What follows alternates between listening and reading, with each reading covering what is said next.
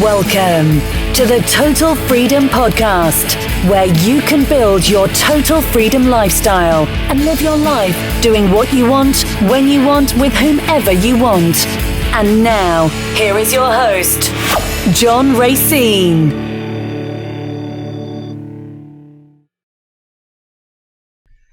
Welcome to another episode of the Total Freedom Podcast, and I am super excited about today's guest. She is an influential speaker, a new thought leader, a self-mastery coach, a mother who shares her own life experiences to empower and encourage others to take control of their situations and break through challenges that at one time seemed insurmountable. She's the Amazon #1 best-selling author of Learn How to Be a Conscious Creator, 7 Steps to Self-Mastery. Welcome, Ana Kevelin Reyes.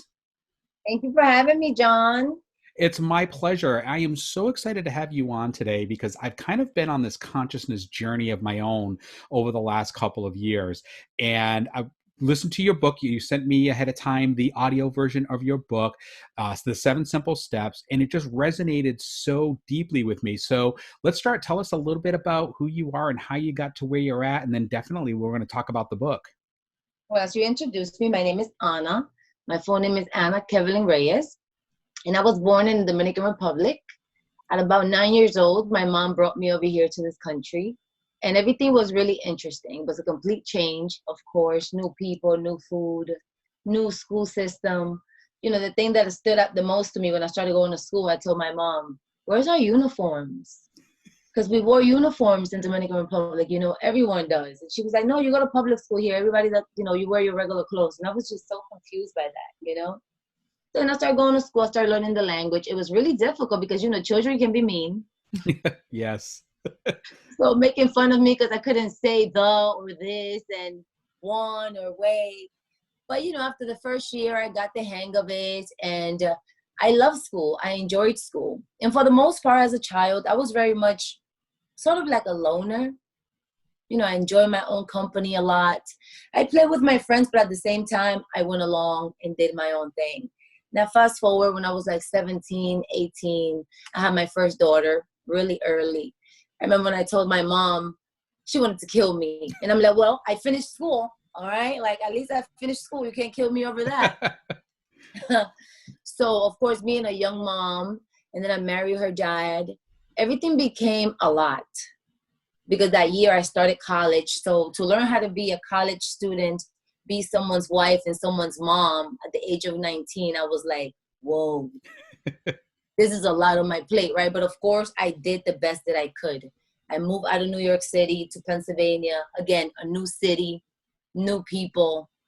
So all this newness all the time, and I learned how to adapt very quickly, which is what I love about us humans. Through the years of our existence, our centuries, one thing that we have done is adapt to all the changes that have been thrown at us, whether it's weather catastrophes, whether it's economies, what we're experiencing right now, anything. We humans have this giving capability of adaptation. So now I started going to school. I took up, a couple of courses in college, and I have a degree in respiratory therapy. Wow. When I started working in that field, I love the field because I love taking care of people. And I learned a lot, especially from like old people, the importance of certain aspects of life. And something that taught me was the importance of having meaningful people and a loved one in your life, because a lot of people died by themselves. And I thought that was so sad. So my personality was a lot in the hospital. You know, I was always being told, oh, be quiet, you're so loud. Because I'm always like, hey, everybody. And I'm like, you know what? The money is good. I like taking care of people, but I just don't feel like I quite fit here. So during that time, my boyfriend that I was dating at that time, he got murdered. So that brought a lot of pain into my life, of course. I had to recover from that. And I kept being in relationships and other relationships and just being unhealed emotionally and mentally. And I was just unhappy with my career path, you know? And came 31 years old, I just got tired of everything. I'm like, look, if I keep living this way, if I keep drinking, and if I keep driving on the highway drunk, if I keep taking drugs and all this, I'm going to die early. And I really don't want that for myself. So I was having a conversation with one of my brothers, and he pretty much told me, like, you're so smart, you're so disciplined, but you make the worst decisions. He cussed me out. And I was like, oh, how dare you? But at that same moment, I read something somewhere in one of my Buddhist books that said, don't let compliments go to your head, or don't let insults go to your heart.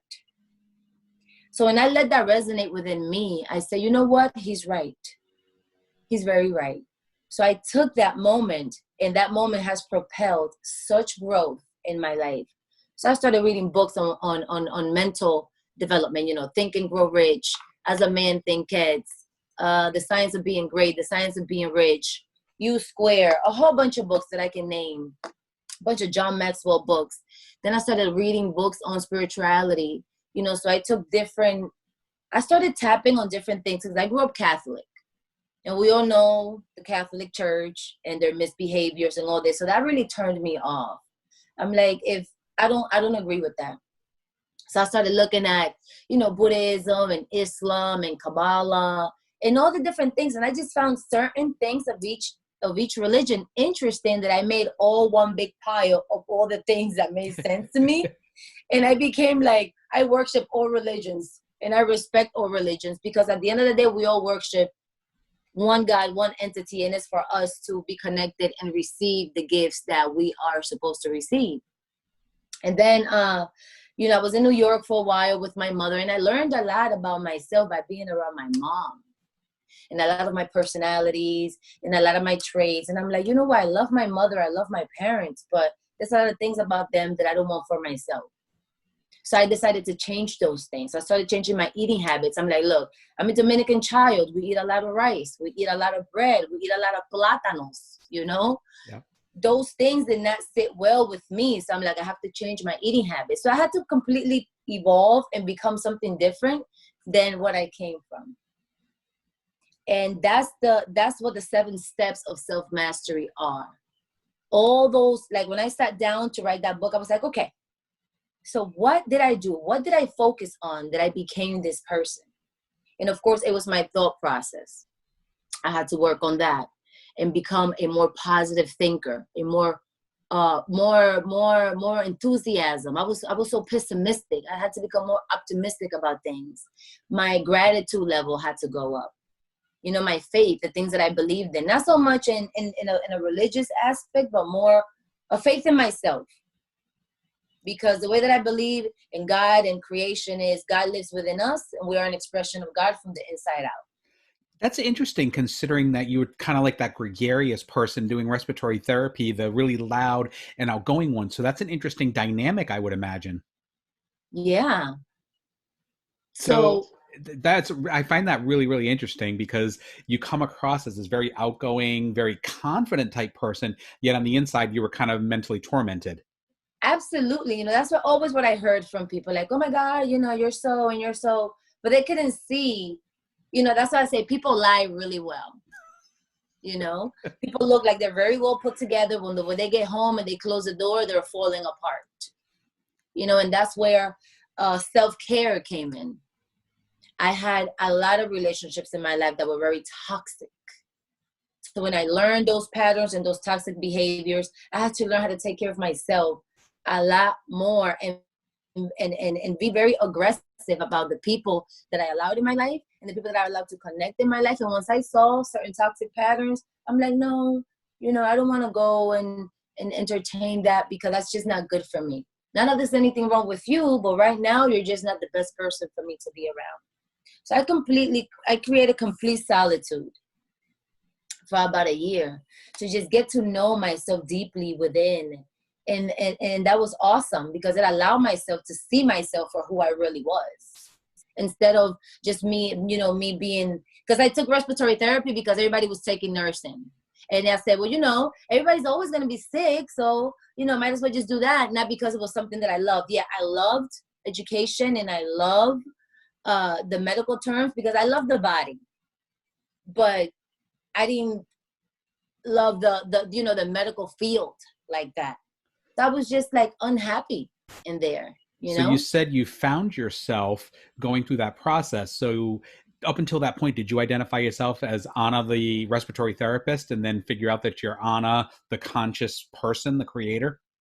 I was never Anna, the respiratory therapist, because for some reason I felt like I wasn't going to be there long.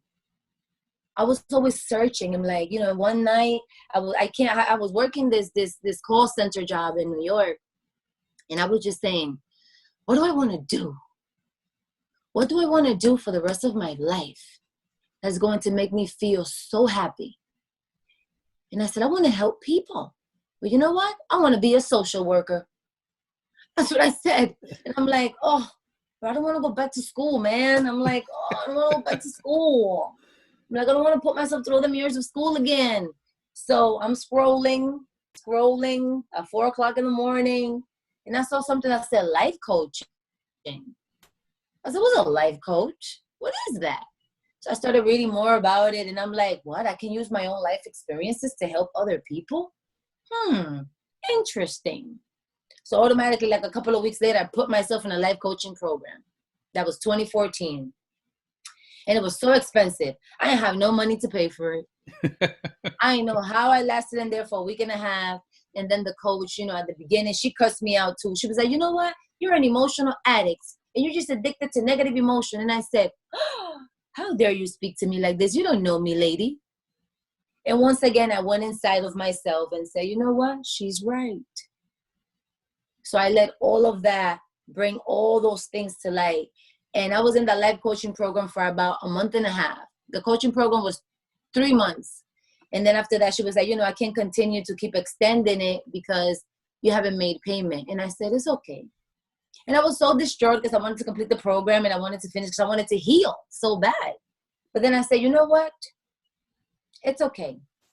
I got all this information. I had a list of books that I read, and I just went and ordered all of the books and I read them all.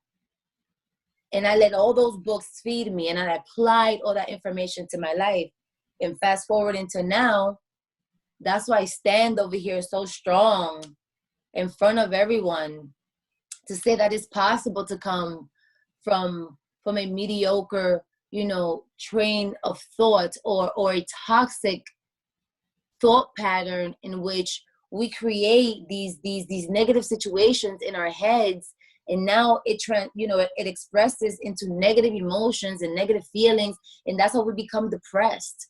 A lot of my young life, I spend it a lot depressed, just thinking about negative things. And just not so surely last year I went through a breakup and I was just stuck to my bed for like a month and a half, and I'm like, I want to get out, but I just don't know how to. And a friend of mine, she was like, let's go to Stone Mountain. That's a place here in Georgia. And that mountain became my best friend. Because I would go up there and I would cry going up that mountain. Like I left it all at that mountain. I would make myself so tired. But it was the challenge. And I used all that negative energy that I had inside of me to get me up that mountain every single day. And now I'm just refreshed. I'm anew. And I want every single person, especially now, during this time of coronavirus, all this uncertainty and all the negative feelings and emotions that everybody's having about going back to work now, about, recreating themselves, finding a new way of making money. Everybody's really anxious and everybody is feeling like, oh my God, what do I do? What do I do?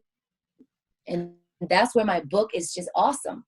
Let's dig into that a little bit. And obviously we'll get more into the book through this process.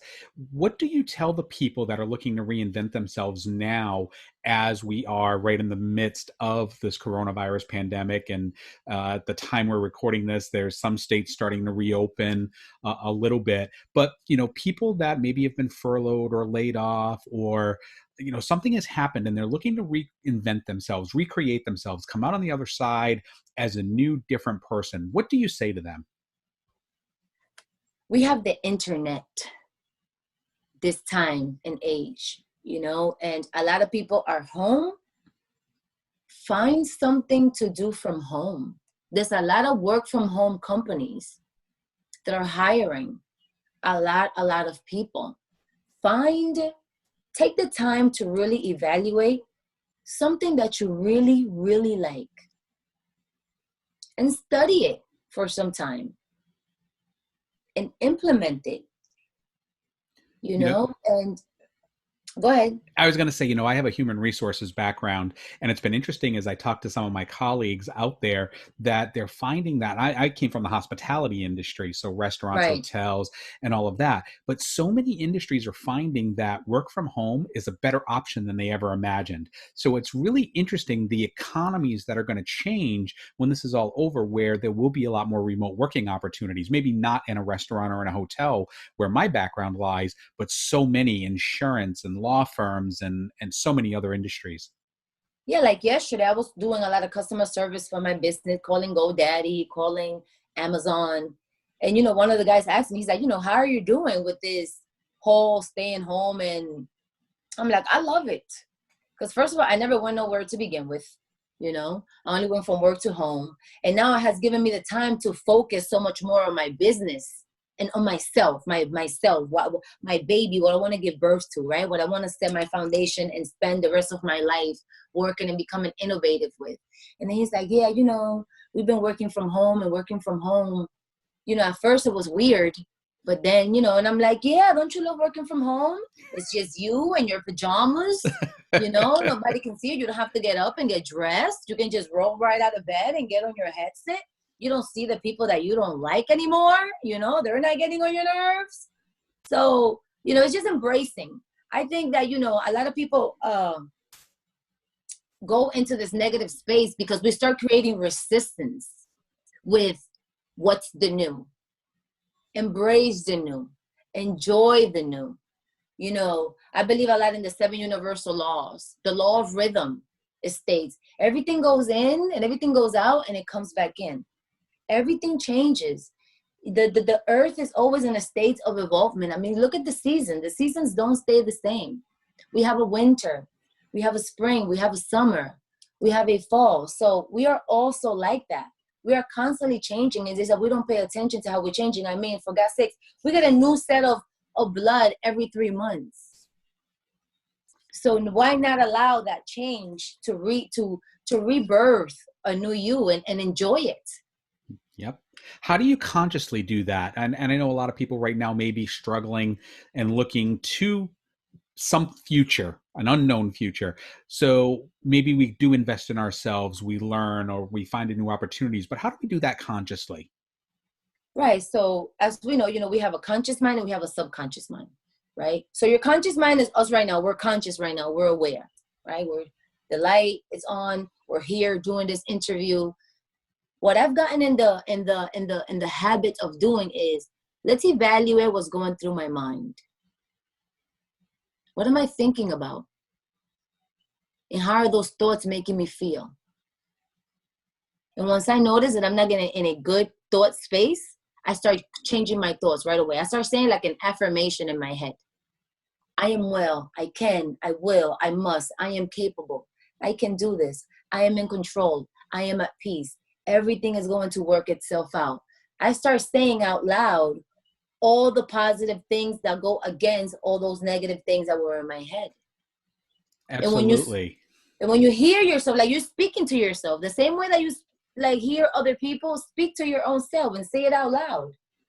They say, oh, you're not supposed to talk to yourself. Yes, you do. You are supposed to speak to yourself. Because your subconscious listens and processes at a level we don't understand. I've done a very similar thing in the past, not coronavirus, but in the past where I start with the sniffles or a little bit of a sore throat, I would constantly say out loud, I'm healthy, I'm strong and well. I'm healthy and strong and well. And I would stay away from the negatives because the subconscious mind doesn't understand a negative. Instead of, if I say I'm not sick, then my subconscious is hearing I am sick. So I would just say I'm healthy, strong and well. And I have not had a major cold or flu, knock on wood, in years as I've been doing that. So there's a lot of validity to that. Yeah, that's one of my major affirmations. I am well. I am healthy. I am strong. I am powerful.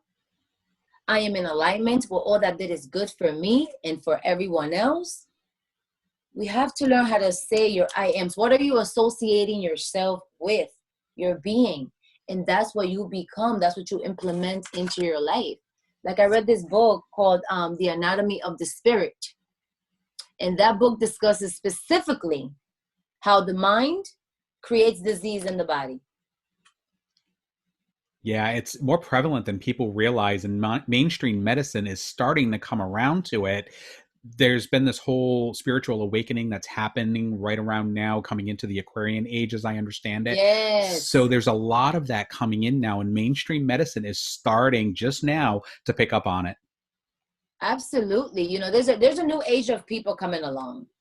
People are becoming more self-aware, more they're self-reflecting more. They want to be their optimal self. A lot of people are tired of working the 9 to 5, 40 hours a week. Like, it's tiring. You come home, you leave home early in the morning, you come home all tired. Then by the end of the week, you don't have energy to spend time with your wife, with your kids, to do things that you enjoy yourself. You're so wore out. Like, I was serving at Red Lobster, and my feet were always in pain. My wrists were always in pain. And now that I've been at home, I tell my partner, I'm like, oh, I love the fact that my feet don't hurt. I just love it, because it gives me more energy to go and increase my workout, because I love working out. I love fitness. So before I'd be like, oh my God, I'm so tired from work that my feet hurt so much or my body hurts so much that I don't even want to work out. So now that I have my full body, now I can completely submerge in my physical health. And that is wonderful to me. I love it. Absolutely. Yeah, I've seen the changes. I've started doing things like that myself as well. I'm one of those people that I had to see it to believe it, and I started seeing it, and I definitely believe it, and it's become a practice and a consistent thing. Exactly. That's what I told my brother yesterday. I'm like, that, because, I was like, why I've become so like, about this topic is because I've seen it work. I've seen it work in my own life, and I've seen the person that I've transformed and I've become from the last 6 years. And I'm just like, my goodness, this stuff works. Like, I just want to shake everybody and be like, oh, do it. Come on, do it. It works. Yep. I always have coaches that are coaching me, primarily on business, sometimes on the other stuff. And one of my business coaches is a conscious creator, very much along the lines that you are. And I connected with her a few years ago, and she's very, very big on that same message. And I'm starting to see it. And maybe I'm not an expert on it, but maybe the coronavirus is that impetus for people to kind of consciously wake up, or subconsciously wake up, either way, to realize that there are other things out there for us. Absolutely, because now everybody's being told, stay home, stay still. Once you stay still, that's by practicing meditation. You are allowing, I heard this one time that says, prayer is when you speak to God, to the God energy, and meditation is when the God energy speaks to you. When you allow yourself to settle and allow that God energy to come through your body, and you receive your messages, and you start working and acting on those messages, you see a whole new life. So people not just have to relax and get into themselves, because they've been so focused on just going outside. Oh, I have to go to work. Or, I'm going to go and be with my friend and go drinking. Or I'm going to go here, I'm going to go there. That nothing is being focused on the inside. And now people have forgotten who they truly, really are. And I feel like that's what this coronavirus thing is implementing in people. Is that self-reflection, is that self-awareness that you can do, and you can become anything that you desire that you want to be. But you have to take the time first to go inside and dig for it and seek it out, and then feed it. Absolutely. I could go on and talk about this for a really long time, but we are coming up on the end of our interview. I would love to have you come back on again in the future if you'd be open to that. Absolutely. Of course. Terrific. So how can the listeners reach out and connect with you? Okay. So as you guys know, my book is available on Amazon, How to Become a Conscious Creator, 7 Steps to Self-Mastery. And I am on Facebook. You can find me by my name, Ana Kevelin Reyes. I'm on Instagram also, at Ana Kevelin Reyes. Everything is with my name, so it can be easy for people to find me. And I'm on Instagram and Facebook right now. Perfect. And I'll put all of that in the show notes, so you can find that at the totalfreedompodcast.com, and also on whatever podcast service you're listening with. Awesome. Anna, thank you so much. It's been an absolute pleasure. I wish we could have gone longer, but we are definitely going to have you come back on, and we'll dig in a little bit more in the future. My pleasure, John. You have a good one. Thank you for having me. My pleasure. Thank you. That's another episode of the Total Freedom Podcast. We'll see you on the next one. Thanks for listening to Total Freedom with John Racine at www.totalfreedompodcast.com.